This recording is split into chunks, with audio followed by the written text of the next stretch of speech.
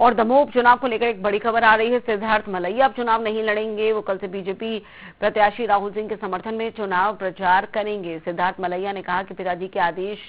पर इस बार मैं चुनाव नहीं लड़ूंगा। उन्होंने कहा कि बीजेपी संगठन उन्हें जो भी जिम्मेदारी देगा वो उसे पूरी ईमानदारी से निभाएंगे। पहले वो एक प्रमुख प्रत्याशी के तौर पर, एक दावेदार के तौर पर देखे जा रहे थे, लेकिन इसी के साथ उन्होंने ये कहकर ये स्थिति स्पष्ट कर दी है। अब ये और बात है कि दरअसल इसका इशारा आलाकमान की तरफ से आया है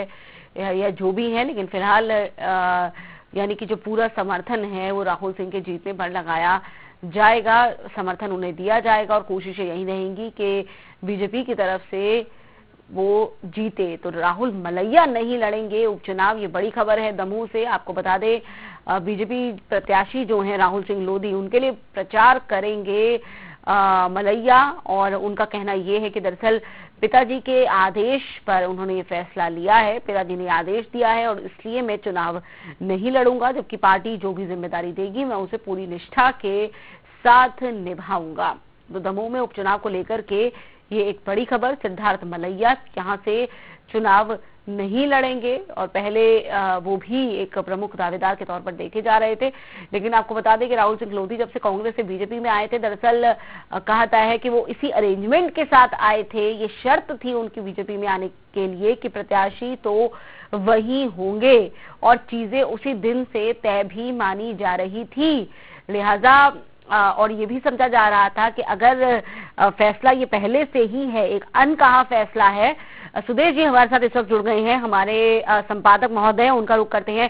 सुदेश जी, तय तो ये पहले से ही था कि राहुल सिंह लोधी ही है चेहरा बीजेपी का, और लिहाजा मलैया ने वक्त रहते किसी भी तरीके की किरकिरी ना हो उससे पहले ये फैसला लेकर एक मैच्योरिटी का परिचय दे दिया। देखिए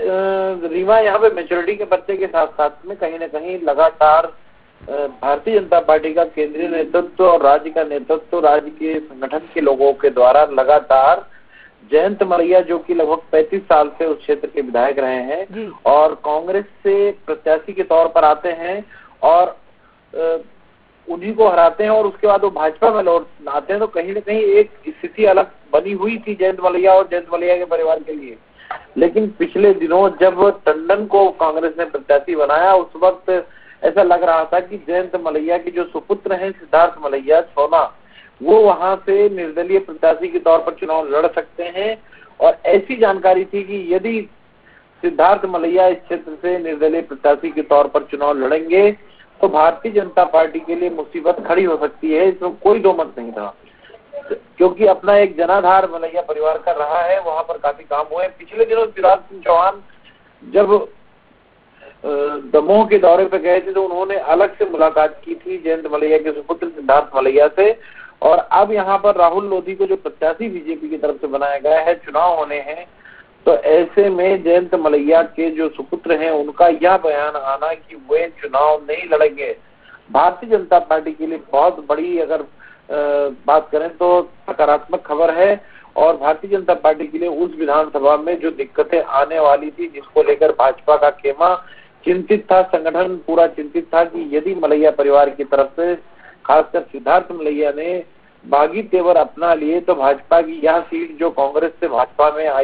आने के उम्मीद जगी है, जिसमें कांग्रेस का प्रत्याशी, कांग्रेस के विधायक राहुल लोधी भाजपा में आए हैं, उनके लिए मुसीबत खड़ी हो जाएगी, क्योंकि जैन समाज के लगभग 21,000 मतदाता हैं, अन्य समाज के भी मतदाता हैं, पटेल समाज के 21,000 के आसपास मतदाता हैं।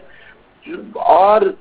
बात की जाए दमोह विधानसभा की तो अपने आप में वहां पर लोधी समाज का भी अपना एक वजूद रहा है। राहुल लोधी को बीजेपी ने टिकट वहां से, बीजेपी की तरफ से प्रत्याशी रहेंगे जातिगत आधार पर अगर देखा जाए, और जयंत मलैया का जो अपना जनाधार रहा है वर्षों से, हालांकि बहुत कम वोटों से कई बार हार जीत हुई है, लेकिन ओटकटवा की भूमिका निभा सकते थे जयंत मलैया के सुपुत्र सिद्धार्थ मलैया। तो भाजपा के लिए सीधे तौर पर कांग्रेस को ही टक्कर करना है, और जो मुकाबला होना है भाजपा और कांग्रेस का होगा, जातिगत आधार हो और भी जितने भी आधार हो, सभी आधारों के लिहाज से अगर देखा जाए तो अब कांग्रेस और भाजपा की सीधी टक्कर होगी। और भारतीय जनता पार्टी खेमे में कहीं न कहीं खुशी की लहर है। यदि जयंत मलैया के सुपुत्र वहां चुनाव लड़ते सिद्धार्थ मलैया, तो भारतीय जनता पार्टी के वोटों में ही सेंध लगाते, इस तरह की जानकारी थी। अब सिद्धार्थ मलैया ने सीधे तौर पर कह दिया है, अभी तक लगातार वे सभाएं ले रहे थे, लोगों के बीच में मिल रहे थे, बड़ी संख्या में लोग उनसे मिल रहे थे, सिद्धार्थ मलैया को जनता की तरफ से भी समर्थन मिल रहा था।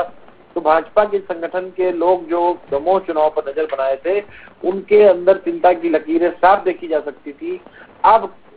सीधा मुकाबला कांग्रेस भाजपा का होगा और अब देखना है कि दोनों ही पार्टियां अपने कौन कौन से पैंतरे लगाती हैं। अभी फिलहाल में बहुत बड़ी उपलब्धि के तौर पर बीजेपी के लिए देखा जा सकता है जयंत मलैया के बेटे का क्या कहना कि वे मैदान में नहीं उतरेंगे, चुनावी मैदान में नहीं उतरेंगे। रीमा, बिल्कुल, बहुत बहुत धन्यवाद आपका सुदेश जी इस तमाम जानकारी के साथ जुड़ने के लिए। तो आपको बता दें, ये बड़ी खबर, बड़ी अपडेट, सिद्धार्थ मलैया